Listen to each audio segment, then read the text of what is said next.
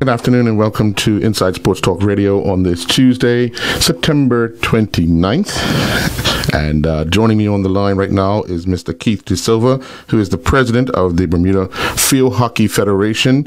And obviously their season got underway this past weekend, and we just want to get an update from Keith on how things materialized to get the league up and running and what challenges he faced. So first of all, good afternoon, Keith. Afternoon, Al. How are you? I am good. I know you're sitting with a smile on your face because your sport is up and running. Started with the league play on Friday evening and then a triple header at the National Sports Center on Sunday. But before we get into the matches themselves, how did you work with the Department of Health, Youth and Sport, and then of course National Security in order to get field hockey, up and running? Well, I mean, obviously, we've all got our own challenges, and field hockey has its own challenge to a degree where we fall under the national stadium as well. So we have to kind of go with what their guidelines are. So when we first started looking at back in August is when we started to look at this with the Department of Health. One of their, part of their caveat was that we try to maintain safety as much as possible, and I think we've done the best we can in the current situation.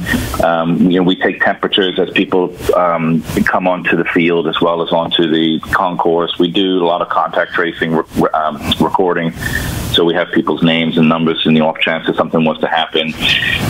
One of the positive sides to our sport with COVID is we don't have a lot of participation numbers or spectators. We'd like to see more spectators, obviously, but we always fall under that 75 limit. Yeah. So we never really had to involve the national security group. Although the triple header, we had two junior teams playing, and we had 45 spectators plus the teams. So we were close. Yeah, because the parents always want to come out and watch. Isn't that true? That's always the truth, exactly. Once the kids are finished playing, they all go home. Yeah. Well, that's the good thing. Yeah. Well, obviously, the league got underway on Friday evening at the National Sports Center.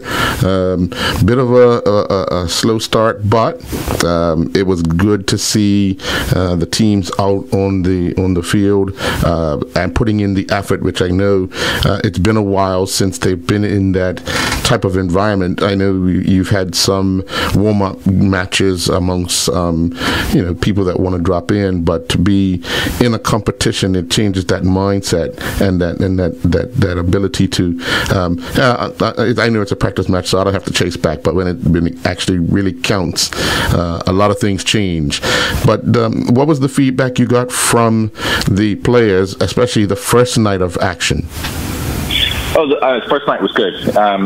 We try to make it a little bit of a social, try to invite people up just to make sure that, come and watch, cheer on. We had players who weren't playing just come and sit and just to see what the atmosphere was like. It was a good atmosphere. Mm-hmm. The players, I think the players are keen to get back on the field because there was such a lengthy time off, especially over the summer. Right. And I know that the Bermuda Hockey Academy, who normally go away to do their competition on the East Coast, right, they've joined us as well. So there's another couple of teams that we have the privilege of playing with and against. Right. So that certainly adds an extra dynamic, an extra bit of challenge to the teams that are currently here. Right. And it was good to see. Yeah. So. And of course, on Sunday there was another huge challenge because there was another event going on simultaneously. So I think looking at it from the outside, I'm pretty sure that logistically both organizations would have had challenges, but from the outside looking in, it looked like everything was pretty much organized. Were you comfortable with how things materialized across the day? At the end of the day, I certainly was happy with what happened. There was a bit of a miscommunication in the early part, but we actioned it straight away with the help of the NSC, and we got the necessary gates moved and people shifted desks, temperatures checking in, because there was a component where we'd have potentially 1,000 people wandering through the stands of field hockey, which wouldn't work. So we quickly jumped on that, and praise to the people who were there, security groups, the NSC staff. They helped and jumped on it fairly quickly and got everything organized. So it was good. Good. Looking at going forward, you have another match on Friday night, and then another triple header on Sunday. It would seem as if everybody's rearing and ready to go. Any surprises thus far? No surprises. The Bermuda Hockey Academy certainly have some. They have some really good players, and that has certainly, I think, given the other teams sort of not an eye opener, but they certainly have. When they get on the field and see some of these boys who can run really quickly and they've got some good skill with a stick and ball, they certainly will have to bring up their game to keep up with them. And it makes makes for a faster game. I mean, the action certainly gotten faster, and it's good to watch. Right. So, I'm happy with the way we're progressing for sure. It's good to see. Right. Of course, there's no activity on the horizon for the national level, but there were some international events that were due to take place until COVID kind of ruined it. But where are we with the latest updates on what will happen internationally, whether it be the youngsters or any seniors? Yeah, right now the way it looks is that everything's being pushed back at least 6 to 12 months. I know that we were looking to host the CAC qualifiers in March of next year. I've just seen a letter that's come out to say that the qualifiers have to be completed by the end of 2021. Right. So there's certainly an extension on that. I'm hoping to host. We are certainly still hoping to host it. Right. We just need to nail down what date. In terms of international travel, I think right now everything's on hiatus because, especially for the youngsters, parents are still nervous about sending the kids abroad. And with our requirement for 8 days, at least an 8-day test for COVID, it puts a lot of our kids and even our adults out of work or school for that period, right? Right. So we can't jeopardize that even over unless we had a really long 2-week holiday where they're happy to go away for a couple of days and then come back. But I think that risk is still too high to anticipate for this year. Looking at, you've had mixed teams for a number of years. Do you think that's actually assisting, especially the youngsters in other teams, in the speed and the control of things whilst games are going on? There's definitely some positives for the youngsters to play in the mixed team. You are as a youngster or an up and coming player, you're playing against somebody who's developed physically and and skill wise a couple more years. So you have to bring your game up. We've had to, with the current play that we have now, we've had to pull back on some of the younger players who just aren't ready for that. Whereas in previous seasons we've allowed them to come in. I think that the gameplay is just going to get too competitive for them. So we have to just make sure that we have the right players on the field for our youngsters. We've seen benefits, but I don't want to see people get hurt or be mentally, detrimented where they won't come back because they're nervous. Right. Looking at, go ahead. I was going to say we have, we're doing triple headers now on a Sunday, but we've got, next on the 16th of October, there's we have a men's exhibition. So we're trying to throw in some men only games too, to try to bring back that, competitiveness with just the men on the field. Right. So those should be some good games too. Well, with the inclusion of the academy team, I think that boasts the numbers considerably. That should make it a little more interesting, and I think they would like that as well, because when they go abroad, they play in a men's league, and obviously on a regular basis outside of just training, they would need that to raise their standard as well. Yep. Yep, absolutely. Yeah. Looking at, because that was going to be one of the questions I was going to ask about just that, having a mixture of men. Is there a requirement of how many men could be on the field at one time, or is it just making sure you have the required amount of players on the field? No, so we sat down with all the team managers, and we came up with a number that I think everyone was happy with. So at the moment, you can only have 5 adult males on the team playing on the field at any given time. Right. That allows for youth and some of the ladies to get on there as well, because you can understand you can have a stacked team of all men, and the other team might not have as many. So we try to kind of keep the limit. We're getting some pretty full benches too. Yes. The teams are coming with 14, 15, sometimes 16 players, so it gives an opportunity for a higher rotation as well to get more play for everyone. So it makes for that faster game pace. Since taking over, you've been able to bring in a coach to try and improve the level of play and get teams organized and have a structured environment to play in. How has the coach been working out? I know during COVID he had to return, but he's back now.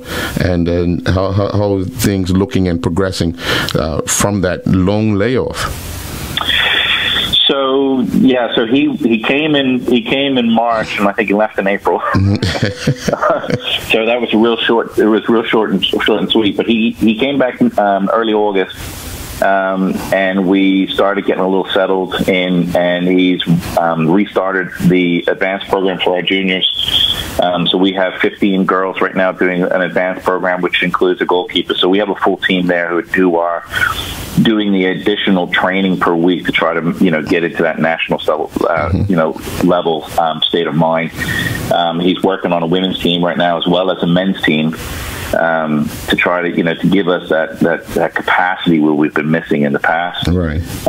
We want to get back into the schools, but with this whole COVID situation, the schools have all kind of stopped that inter-school gameplay until they're into a position where they're comfortable with those bubbles being sort of mixed. Right. But he's in the middle of conversations with the BSSF about getting into schools. We've got, the kids are up there 3 times a week. They're at the gym. They're doing skill work and fitness. The women are up there, and we're looking at talking with men to try to get them into that position now where we can get them on a training program too. We have to be prepared, right? You train for the potential rather than wait for the last minute. So we know that the CAC qualifiers are coming up. We want to be qualified. We want to get in there. So and there are some junior things coming up as well that we want to be part of, so we want to be prepared. Right. What is the plan to ensure that some of the young ladies or young men that go away to school get scholarships in the sport, when they return, stay in the sport? Because we see a lot of people kind of come back, take a break, and then eventually come back after years. But what is the plan to try and keep them involved once they return back from school? Well, I think part of one of our initial issues that we have is that we lost track of our students that went away to university. In the last year, we've done a better job of keeping an eye on. We've got a couple of girls who are still doing stuff in university. We have one boy who just left, and he's in boarding school in the UK. So we are in talks with his dad. I saw his dad on Sunday and was just chatting with him about how he's doing. We do find, and one of the things I do find in the last couple of years of being involved was that when students come from here to go to university, their level of commitment quadruples to a degree where they just drop out because they can't handle it. So my initial plan was that the kids here need to be prepared for that extra workload, so when they go away that they want to stay in the sport and they're happy to be in the sport. When they come back, they're more than welcome to be involved in our training programs.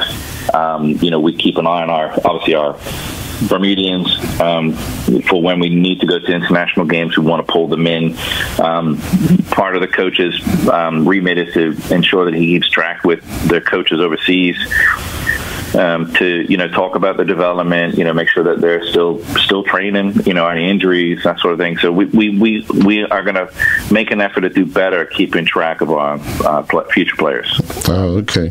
Well, I want to thank you for your time, and I look forward to a very entertaining season at the National Sports Center as the Bermuda Field Hockey League season resumes this coming weekend. All right. Thanks, Earl. Appreciate it. All right. And we'll be back. We'll be back with more Inside Sports Talk Radio after these messages from our sponsors. And welcome back to Inside Sports Talk Radio on this Tuesday, September 29th. Joining me on the line now is the recently crowned Johnny Walker Classic champion, Mr. Daniel Augustus. First of all, congratulations, Daniel. Thank you, Earl. I appreciate that. Yeah, it was two different, a tale of two tapes.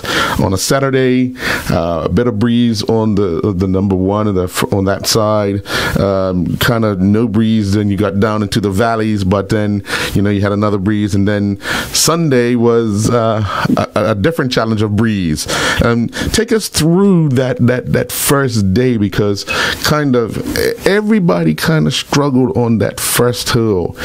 From the tee, but you managed to gather yourself and have a respectable score, which set you up to be the champion on day two. But that first day, take us through your round.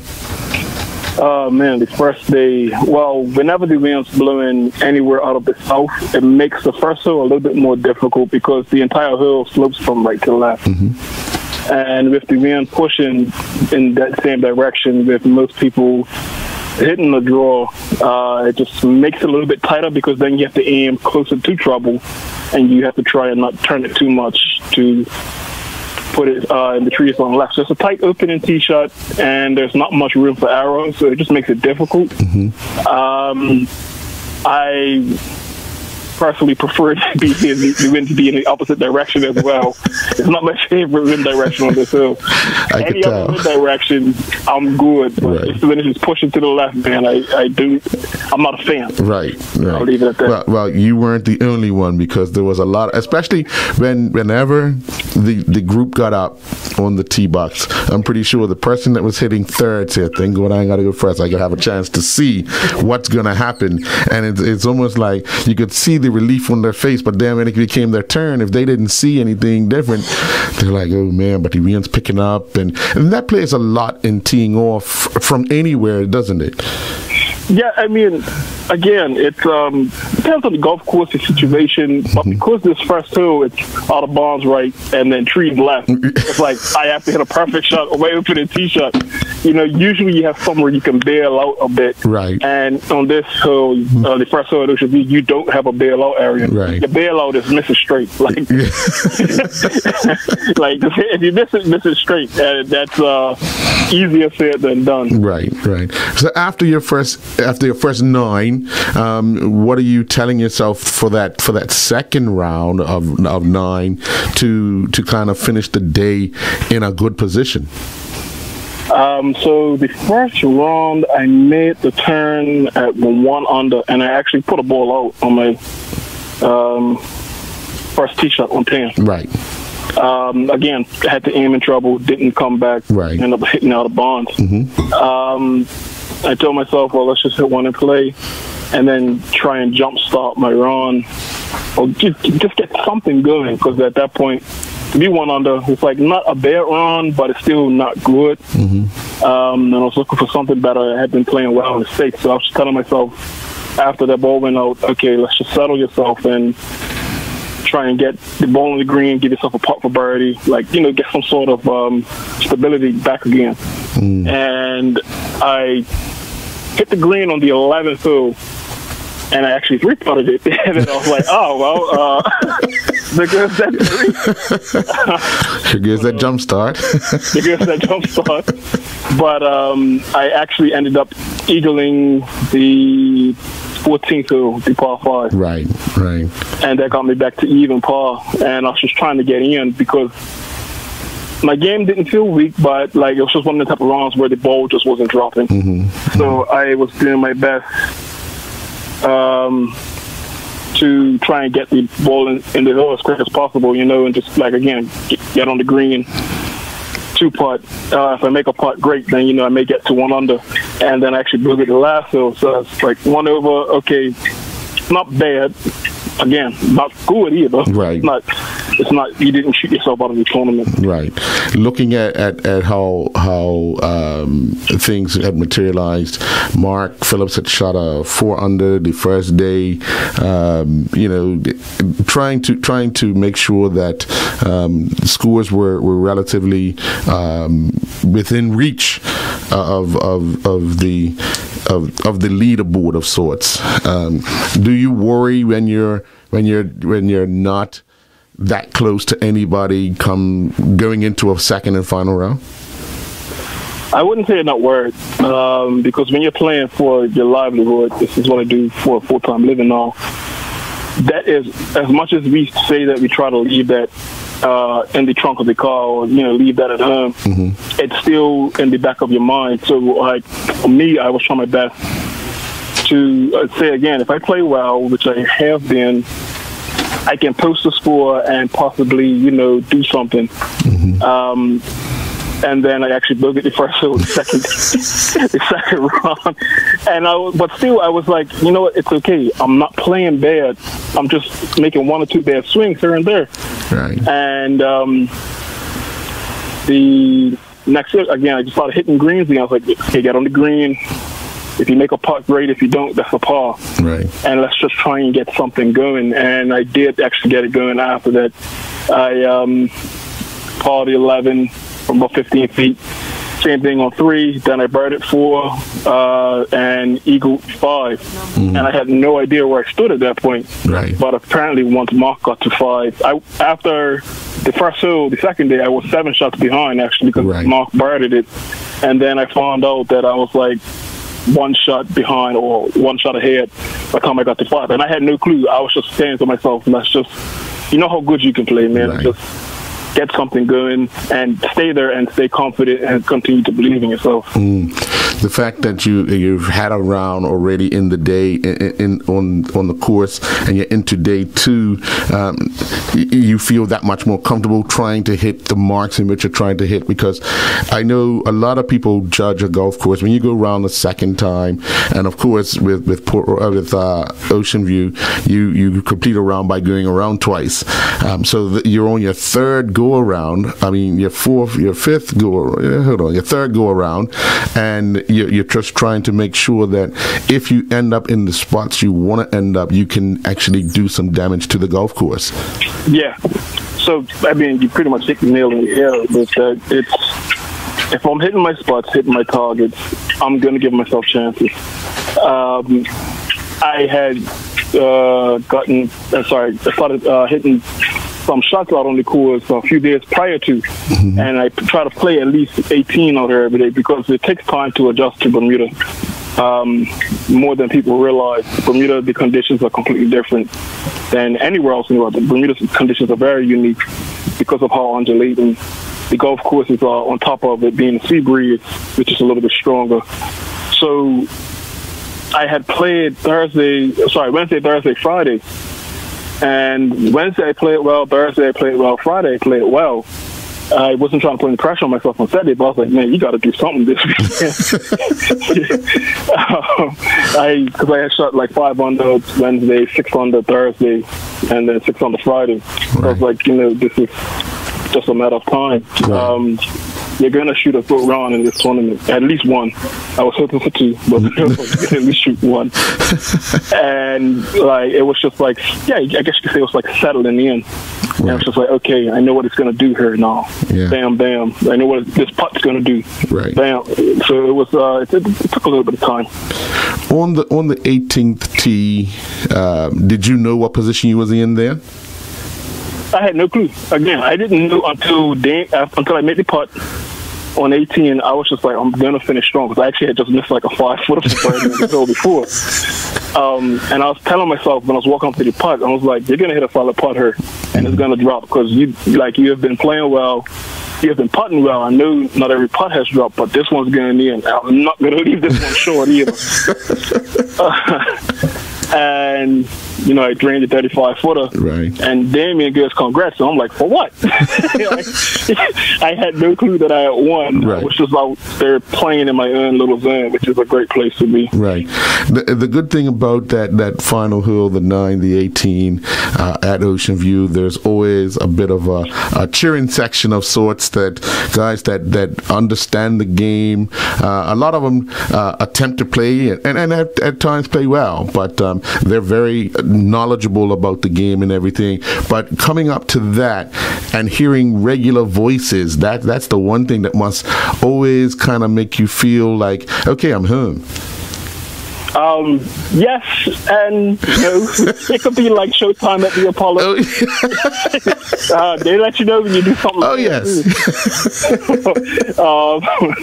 But no, it's nice to have the gallery guys that have seen me grow up around here.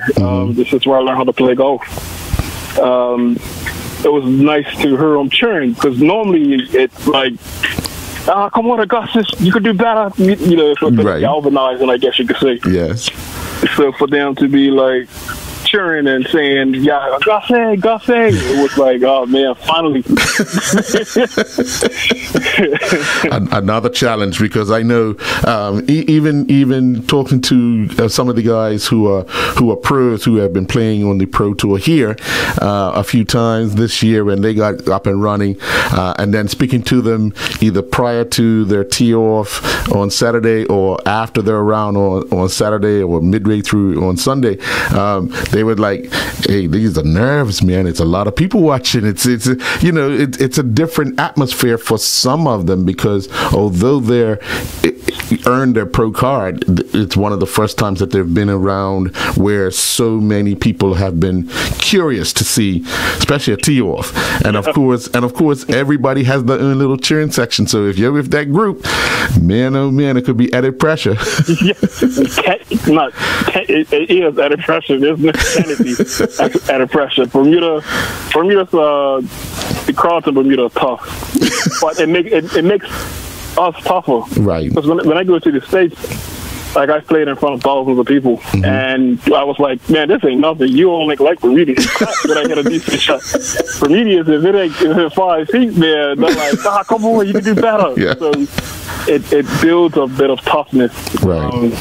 And a bit of solidity towards who you are as an individual. Like, you really have to believe in yourself. Right. And if you can get Bermudians to cheer for you, you're doing something right. Right. And that's awesome. Yeah. When you're announced as the winner at the prize presentation, what goes through your mind? Because obviously, growing up, you've seen this Johnny Walker Classic being played, and then you saw it take a hiatus, and the likes of Brian Morris and the group at Ocean View kind of brought it back. So now you've got your name on there. What goes through your mind? A deep sigh of relief. A feeling of, man, thank you. Like, finally, this is my home golf course, and I can say I've won the Johnny Walker here at home base. Right. Where I spent a lot of time still honing my craft, especially my veg game. I spent a lot of time here. The guys around here would tell you, and if I'm on the island 5 days out of 7, I'm here working on my short game down on the range, or doing some veg work on the range. Just trying to get sharper. So, like, to do it at home, to finally hear my name in front of all the members that have watched me grow up, and then, you know, that have also said, what happened this year, Gus? Like, for them to finally be able to cheer my name, it was like, again, a deep feeling of relief, of happiness, gratitude. I'm grateful for everybody and every legend that came out of this golf club. All of the great black golfers all started here. Right. And to put my name on that trophy amongst all of these legends that have gone before me, like Dwayne Perman, Kim Swan, and so many others, Rogers Otterbridge. It's an honor, to say the least. Right. Now you must turn your attention to the Bermuda Championship qualifier. Obviously, that's the next challenge in front of you. What do you think you need to work on your game, especially if it's going to be at Port Royal, which changes the dynamics a little bit in trying to qualify? Wow, man, work on everything, Earl. Short answer. But I have to adjust around the greens and on the greens. What's going to be my biggest adjustment? I believe it or not, for me, I feel like Port Royal isn't easier, but tee shots aren't as daunting and aren't as challenging because it's a bit more open. Right. So taking my red lines over tee, but this is a whole different adjustment to that golf course than it is to her. There, you can hit a lot of irons off the tee boxes and have short wedges in. Over at Port Royal, if you hit an iron off the tee, you're going to have like an 8, 7, 9 iron pitching edge, maybe, depending on which hill and what the wind direction is. So it's just an adjustment. I have to adjust my game completely. Over there, you want to hit as many greens as possible on the right side of the green, as well as you want to be hitting fairways because the rough is growing out there. And it's tougher to get 8 iron to sit on the green than it is for a lob wedge, like you would have around here to sit on the green. So it's just going to be a bit more game management, getting used to my lines and which wind directions, what clubs I'll be hitting off of each tee box. Like, it's a few things.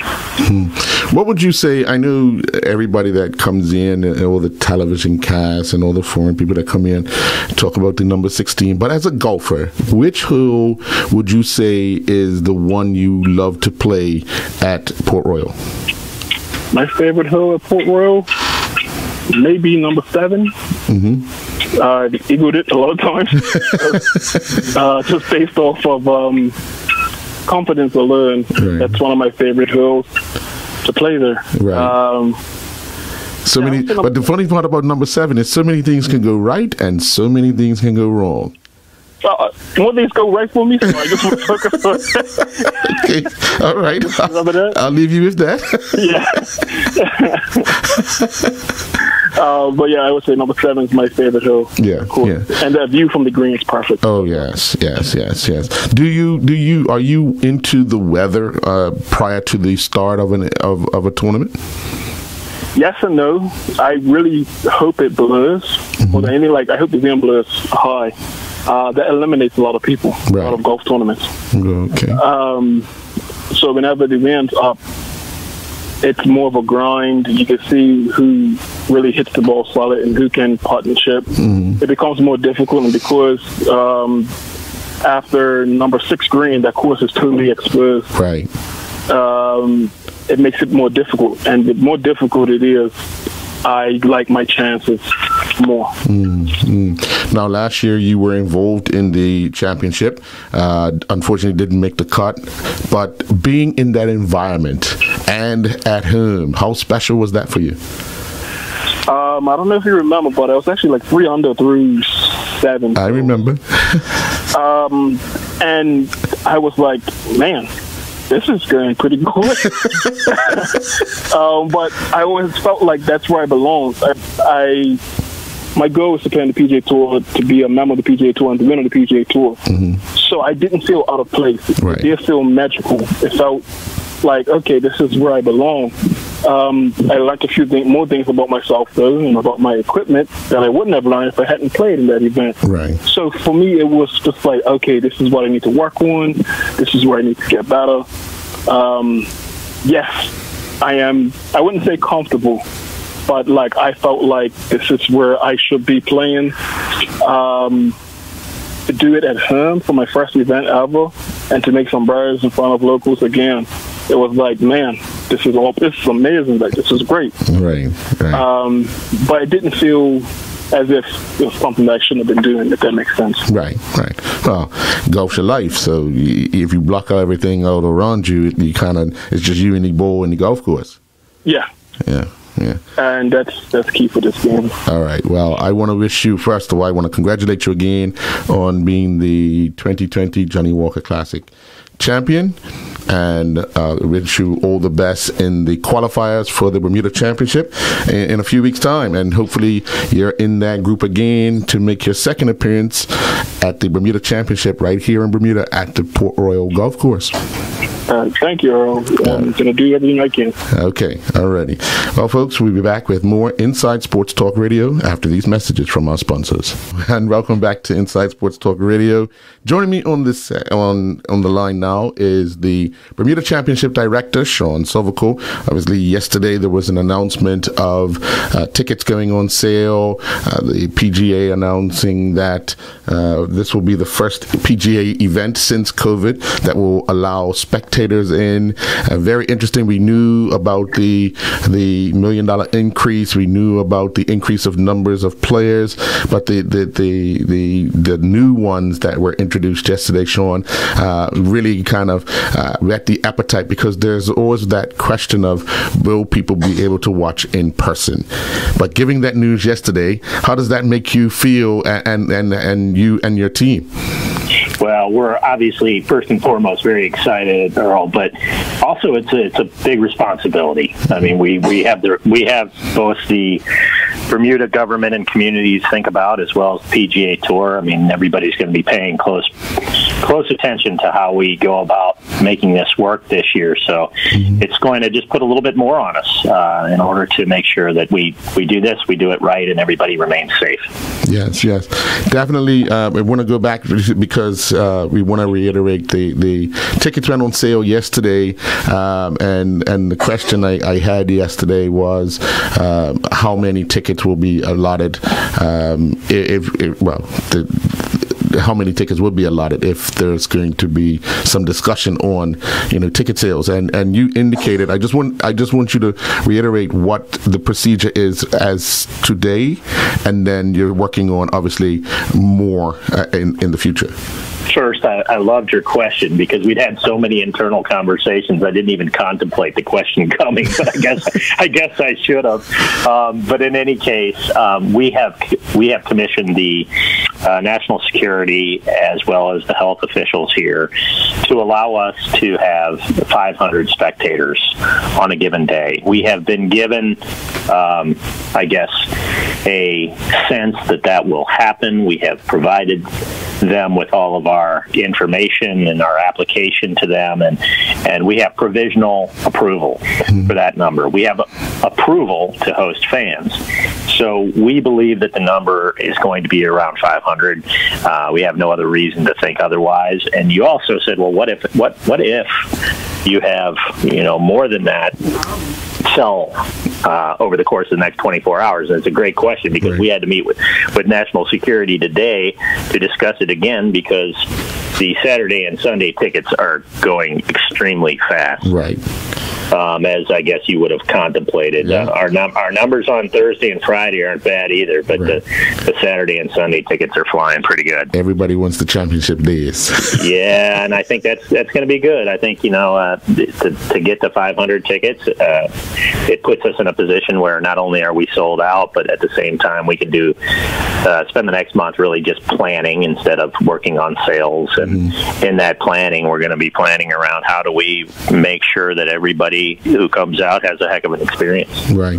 The moving around of the golf course, I guess you guys are still in deliberations on that part as well, because in the grand scheme of things, the walkways are a lot tighter than the actual fairways. So what is the discussion around that?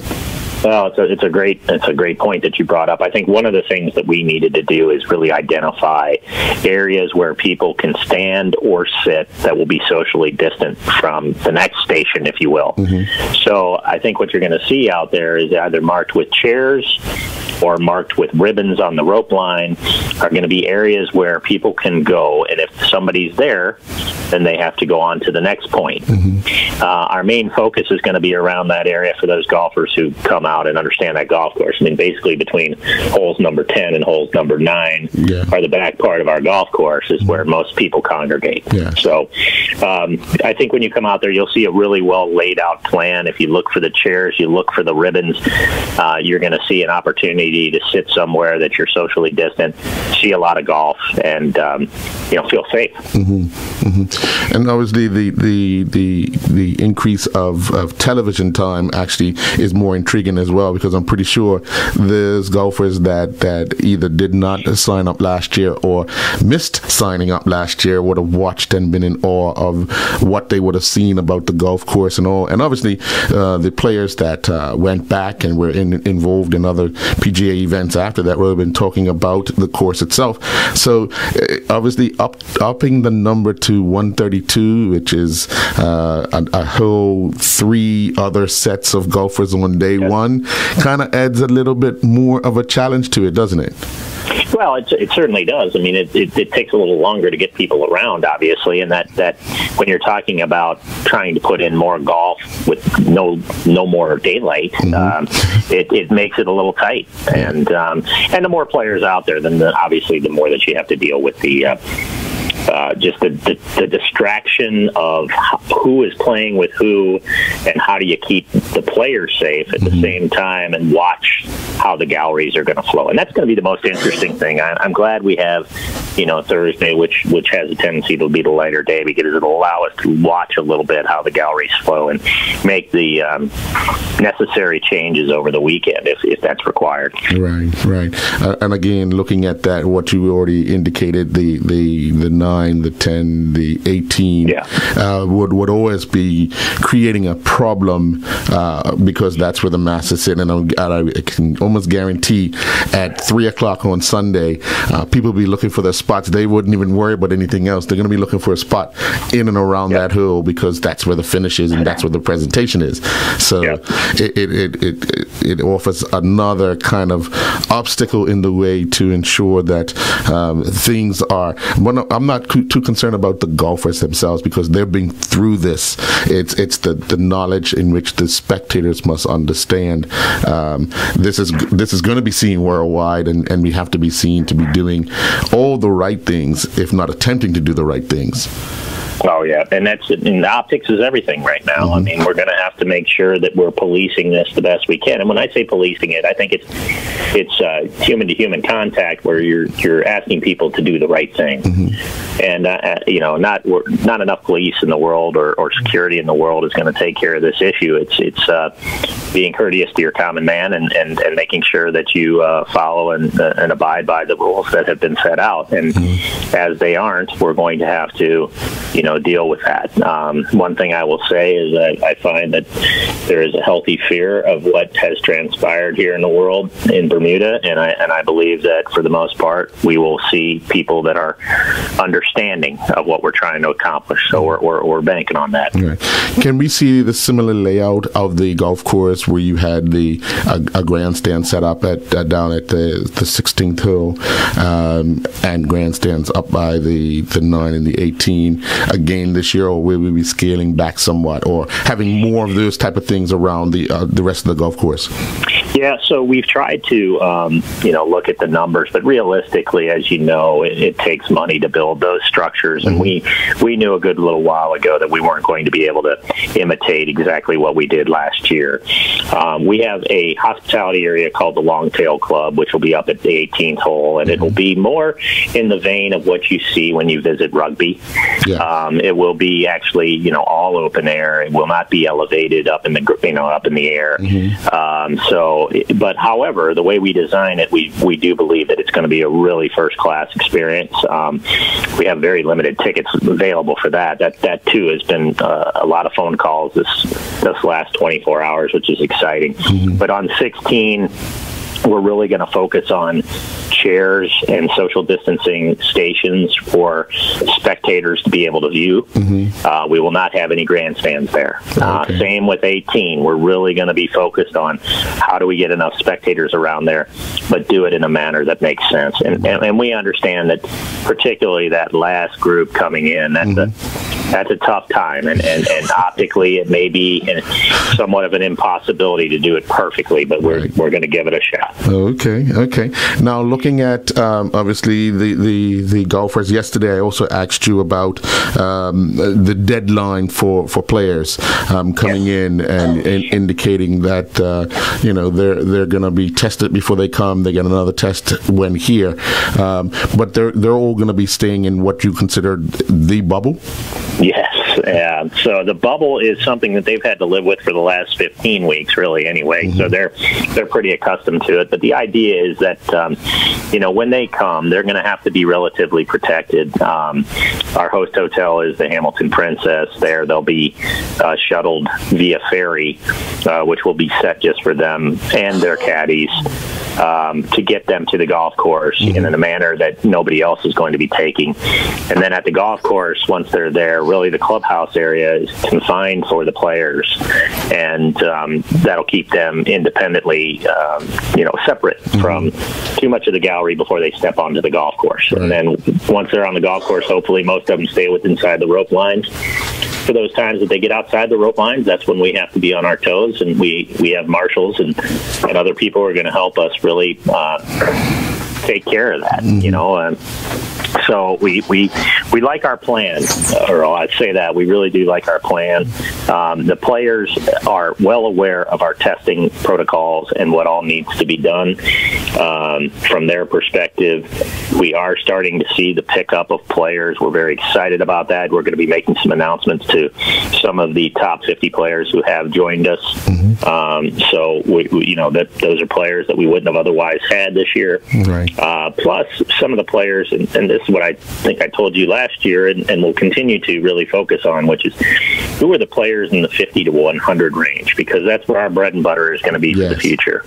And so, those names, those guys are the ones that I want to make sure we're adding to those lists every year and getting more and more people involved here that weren't. And I can promise you, without giving you the detailed information that I know you want to have right this moment, there's 10 to 15 names on a list I'm sitting here looking at that you would consider players that aren't that are going to make an impact. Right. Well, I'm going to wait patiently because you and I talk a lot, so I could wait for that. The anticipation is always one of those things brewing over, but everything is done in good time. Let me talk a little bit about how the setup was for last year for media. We were able to do interviews outside in a special area as well as inside. Will that be scaled back to just doing inside, or are we doing outside? Actually, you won't be doing inside. You'll be doing outside. So what we have is a 3-station, we call it flash area, where you all can do interviews, and we'll be able to conduct them in social distant manner, which is really going to set up pretty well. It's right outside the media center as it was last year, so it should be efficient for everybody. Again, I think the PGA Tour has really looked at this, and we're the benefactor of 16 weeks later, right? Seeing how they've set things up. Okay, all right. And what can one expect once they enter the grounds? Obviously, you've talked about the temperature check. You've talked about the hand sanitizers at different stations, but just want to reiterate those type of things that are going to be around the ground that people will be required and sometimes asked to do. Yes, well, I think the key is that we're going to be preaching a lot about what we call the 3 W's. Please wash your hands, wear your mask, and watch your distance. There's plenty of room, over 200 acres, for people to spread out. And if people are respectful of one another's space, we shouldn't have any issues. And that's really what we're asking of everybody. You will be required to wear your mask when you're at the event unless you're stopped to eat or drink. And that is just, I think everybody's kind of become aware of that.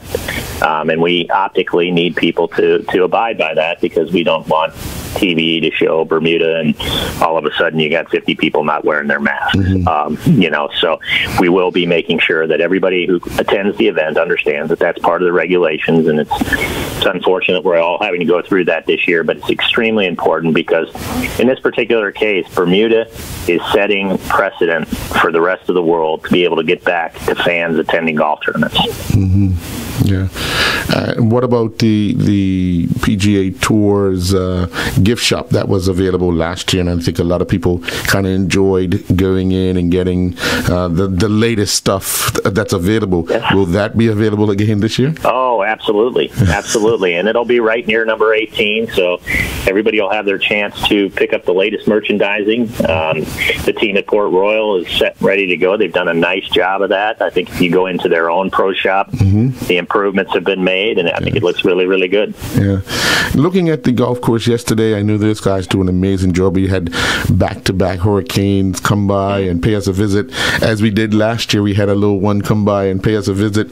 And being your first time around Bermuda with having an event, because I think it left you 3 weeks to get the golf course ready last year. You have a little more time this year, but not as much damage. But how do you think the golf course is shaping up for this tournament at the end of next month? Well, you always have to pay attention to it. And my commute, funny as it is, I live down in Monroe, and I come up by the 12th hole. So I drive through the golf course every morning. And so I have an opportunity to really look at the golf course. And I would be lying if I said I wasn't at points in time concerned. However, I've seen massive improvement over the course of the last couple of weeks. I think, being able to get the pumps operating and getting the sprinklers on and getting them some, well-needed watering. They've got now the chemicals that are necessary to green things up. And Pilly and Jason and their team do a fantastic job. These are a bunch of hard-working guys who really enjoy their job.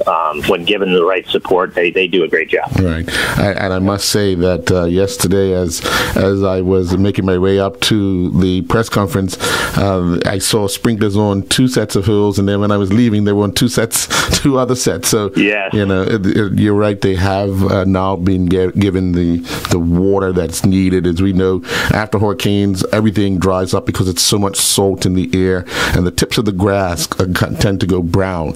But hopefully, in a matter of 2 weeks' time, when we have the qualifier, things will be shaping up for the end of the month. Oh, they did such a nice job last year. I have no question that they'll have it ready. I personally, we played on the greens last weekend, and the greens rolled very well. Right. So, ultimately, I think that these guys are going to be in great shape once they make it here. Okay. All right. Well, Sean, I do want to thank you for your time. And again, can you let people know where they can get tickets? Yes, sir. I appreciate it. And if you're interested in volunteering, because we do need volunteers as well still, particularly marshals, which is a fun position on the golf course. But for tickets or any information regarding the event, just go to BermudaChampionship.com. Okay. Well, nice talking to you, and look forward to hearing from you later this week and further down the line with more information regarding the Bermuda Championship. Yeah, always my pleasure, Earl. Thanks for having me. All right. Okay. And we'll be back with more Inside Sports Talk Radio right after these messages from our sponsors. And welcome back to Inside Sports Talk Radio on this Tuesday, September 30th. Joining me on the line is Kyle Lightbourne, the Bermuda men's national senior coach. A long night last night, Kyle, with the Girl Cup draw taking place, and then they had set up interviews for various coaches, and the unfortunate thing is your interview was as late as today. Yes. 12:30 in the morning. So it was quite late. Yes. It was a long day yesterday, actually. Right. Because we had to do a dummy run in the afternoon. Right. And then the draw live at 9 o'clock Bermuda time. Right. And then later on until 12:30 to do an interview that lasted for a pretty long time. Right. Now, obviously, we were drawn against Barbados in that preliminary round. If successful, we take the winners out of Haiti and St. Vincent. But first, let's get to that draw. Pretty interesting the way they laid it out and how things materialized. Yeah, very interesting. Comparing to how it was laid out before. I guess with Qatar coming in, they had to rejig a few things because one spot had been taken. So in order to get down to just 3, they had to do something different, and this is what they come up with. I don't think it works in our favor. But, it is what it is. We just have to get our heads around it and try and prepare ourselves right. Right. If this goes off, 20 2021 is especially the summer is a bumper summer for the men's senior team, because we also have Nations Cup as well as World Cup, and it's a lot of football to be played in the off season. Oh yes, next, if things turn back to normal, and we're going to have so many matches from being, really not playing at all. We're going to jump right into it. Us at the BFA now, we have to sit down and try and figure out the next step for us,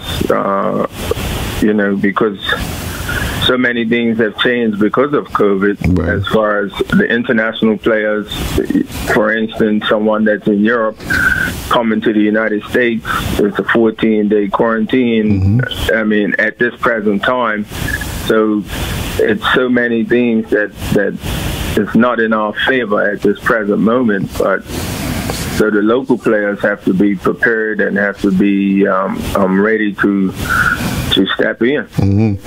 Looking at the draw, what do you know about a team like Barbados? They've gone through some challenges as well. Yeah, I mean, from the last, I would say, we've built up a relationship with Barbados over a 3-year period, in the sense of when we played them here in Bermuda and they beat us 3-2, and we really should have won that game. Barbados just had the confidence against us to perform. But I think we know their game. We're gonna sit down and when it gets closer to the dates, study what they do and put in place what I feel that will be good enough to beat them. There won't be no pushovers, but they have a new coach in Russell Latapy, who's from Trinidad, who done quite well with their under-20s. Yes. So I know him quite well, and I know their TD, Muhammad. So we know one another, and it's going to come down, obviously, on the day who's going to be the best team. So, but it's a lot going to happen between now and then. Right. And Russell brings that Trinidadian style of football, mixing in with the Barbados style of football, and he's actually got them playing really, really well. I've seen a couple of training sessions. I've seen them actually putting in the paces, so that should be very interesting. But then we turn our attention, if we get by Barbados, the winner out of Haiti and St. Vincent. So another kind of tall order. I expect Haiti to do well in that match, but then you have to turn your attention to them. Yeah, I mean, so the homework has to go over those 3 teams. So, I mean, it's a little bit disheartening because we were in Group A. Yes. Normally, Group A, when it comes around to qualifying, you have an easier road. So, because they've sort of taken that away, all of a sudden our road has become very difficult. Right. Because before we were waiting for the winners of French Guiana, Bahamas, and then we had that home and away game against French Guiana, and the winner would have went to the Gold Cup. Right. But now we're still playing 2 games.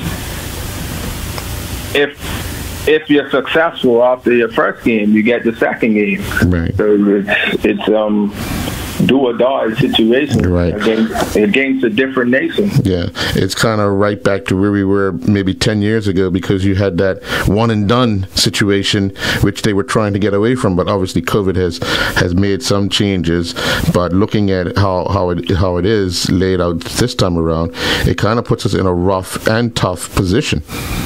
Yeah, I mean, so it goes back to the last 45 seconds of the Mexico game, or maybe the last 45 seconds of our game at home in Bermuda against Panama. Right. We conceded the 4th goal.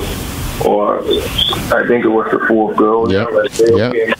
So those are two moments that stick out in my mind. And his last kick of the game syndrome. So we got all the hard work to do all over again, and we were so close to making it. Yeah, and you and I often talk about that last minute of the Mexico game, where hearts were sunk with ultimately the last kick of the game. But what have you guys learned about that? Not so much the first time it happened at the stadium where we gave up that fourth goal. You say okay, a bit of immaturity, but when we lose like that to Mexico after playing so hard, so tough. What did you learn about the team, and what have you said to the players? I mean, since then, we have spoke about it in the coaches department. I haven't really said too much to the players about it because, once that game's over, we go in the changing room and then we disperse all over the world, but. It's a hard pill to swallow. That I mean, there's so many things that you could look at in that last minute that sort of went wrong from our standpoint. That was beyond our control to a degree. First and foremost is our throw-in. Second of all, the ball that. The striker played to that guy was just an unbelievable pass. It was one time, and it just took like 2 or 3 guys out of the game. Right. And that they showed their class at that moment. I think in that situation again, it's probably not a lot that you can do to stop that with the first time pass. The thing I could say is that we needed probably to be a little bit tighter to the boy, I think Jimenez, that made that pass. And, then we may see it through. But it's just, a moment that will haunt us for a long time. Right. Now, as you indicated, the local based players will need to step up, and we're kind of running out of time to even get that started. But how important is it and vital is it that we get started? I know you've had some sessions, but guys that want to be part of the national squad actually, put their hand up. Yeah, I mean, we're going to have to do it in stages, I think. So we're looking at the windows that that FIFA have, and seeing if we can have little mini camps during those periods. So if we my thoughts on it is to try and pick 2 different teams and have them train together. One team trained together with 2 coaches and another team trained together with another 2 coaches, and prepare them for like a 4-day camp, and then on the 4th day have a match. Right. Just for some of the players that we're looking to bring in, and see if they really suit what we're looking for. So I'm definitely looking at all games, not just the Premier League, the first division, because I know there's a few guys on the island that possibly should be away in school, but because of COVID, they end up in Bermuda, and they may be playing for teams that are not as fashionable, so to speak, not the top teams. They may be playing for other teams, and they may be, players that are capable. So, I have to cast my eye over every single player that's playing, because we're going to need to have some reinforcements into the squad because of, a year in football is a very long time, and things change. What would you off the top of your head say would be the biggest challenges thus far you've faced in preparing a team for international competition?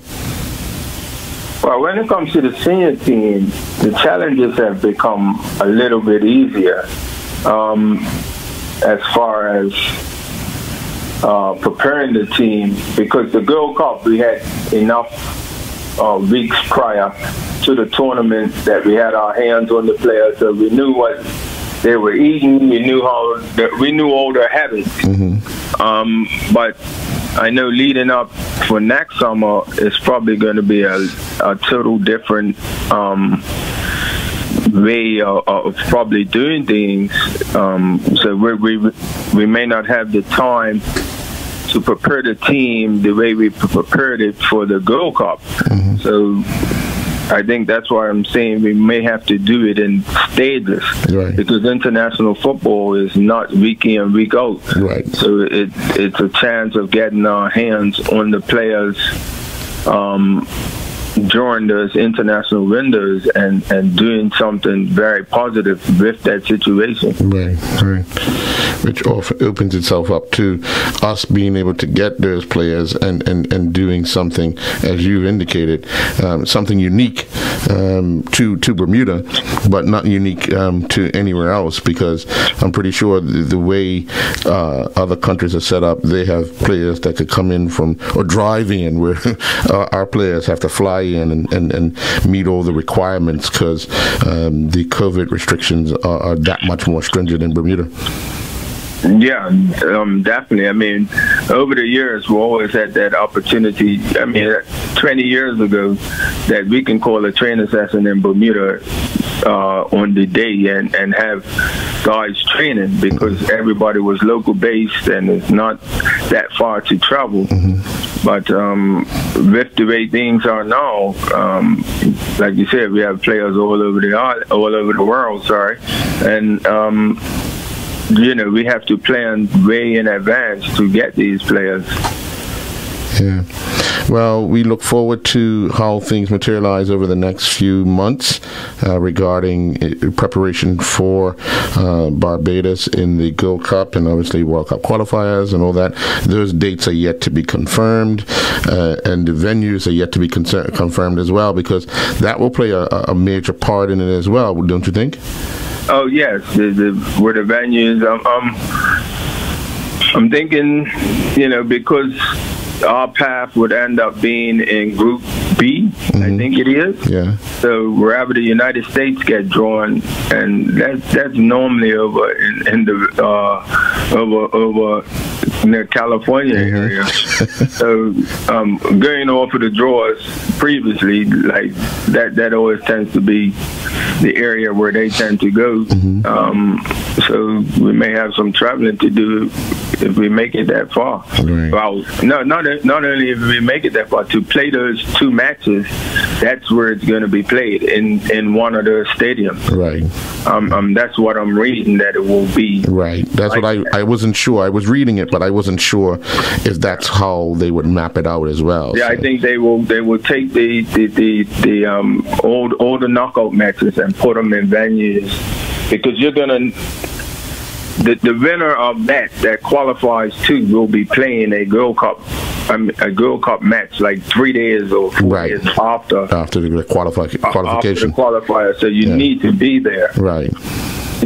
So yeah, it's very interesting to see how this is all going to play out. Yeah, well, maybe they may have another draw. Who knows? we would. That'll be to our luck, but we're not always that lucky when it comes around to these type of things. So no. I know we have to fight for every corner. So there's nothing new there. Even though things were forward 2 years ago to be in this situation, to be be always a better seed team, and they're just taking it away from us just like that. Yeah. Well, I guess we have to go back and show the region that what happened last year was not a one-off thing, and we are a team to be reckoned with. I think after that result with Mexico, although it didn't go our way, I think a lot of people would have raised their eyebrows and said, hold on, what's going on? Yeah, for sure. I mean, speaking to the coaches over this pandemic, we had quite a few Zoom meetings with the regional coaches, and one of the big topics, and with the TDs, and one of the big topics was Bermuda, how well we performed in the Nations League and in the Gold Cup, and they all want to know what we're doing, and teams they make it quite clear that they have gone in for us. Oh boy. So I mean, we can't stop her. We have to keep learning, keep improving. I'm just myself personally.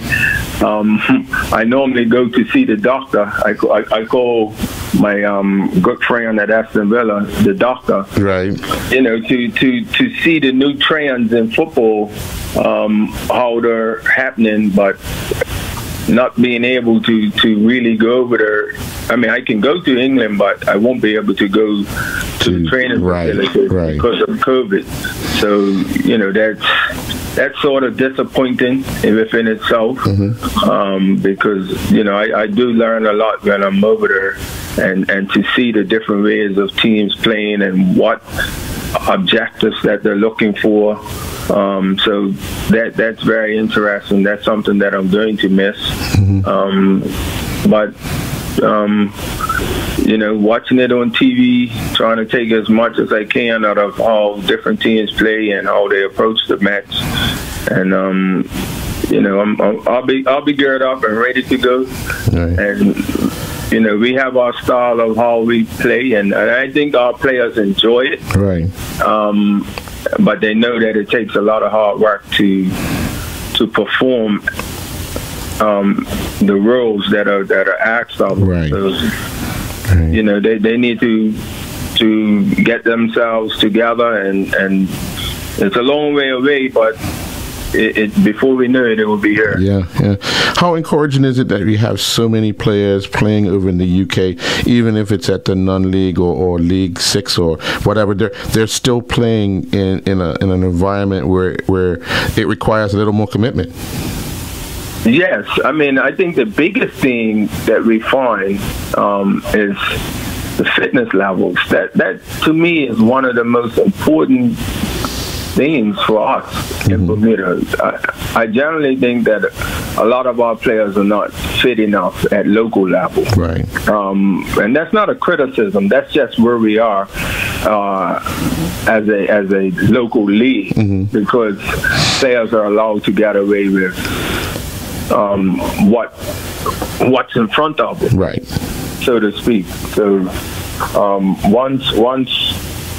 once we come up against tougher opposition, we find it difficult because of the fitness level. Right.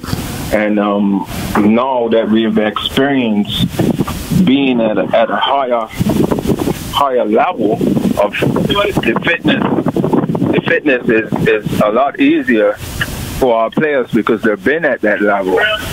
Right. At a non-league level or at League 1, League 2. Because I think back to when I went to England, the biggest thing was the fitness. It wasn't the ability. Right. It was the fitness. And that's definitely still the same today. Once I got my fitness up to where it should be, the game becomes a little bit easier. Right.